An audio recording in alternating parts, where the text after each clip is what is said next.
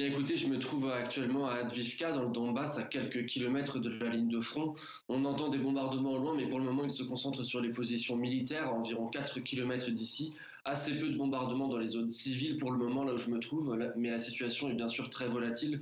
On ne sait pas exactement ce qui va se passer, ni comment tout ça va évoluer dans les prochaines heures. Ce qui est sûr, c'est qu'à 5 heures du matin, ici, il y a eu des bombardements en Ukraine dans plusieurs grandes villes du pays, à Kiev, Odessa, Mariupol, Kharkiv, et des missiles sont également tombés sur la ville de Kramatorsk, qui est le centre administratif et militaire de la région du Donbass. Alors Vladimir Poutine a déclaré cette opération militaire en pleine nuit, en direct à la télévision russe.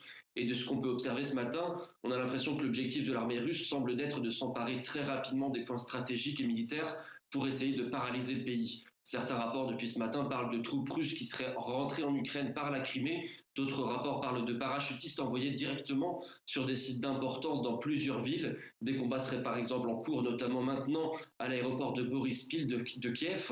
Et l'Ukraine est d'ailleurs maintenant coupée du monde, puisque l'espace aérien du pays est fermé, plus aucun avion ne rentre ni ne sort. Le président Volodymyr Zelensky a appelé tous les citoyens à rester chez eux, indiquant que l'armée ukrainienne était en train de travailler. Donc maintenant, c'est de la loi martiale en Ukraine, c'est plus l'état d'urgence, donc c'est quelque chose de beaucoup plus lourd.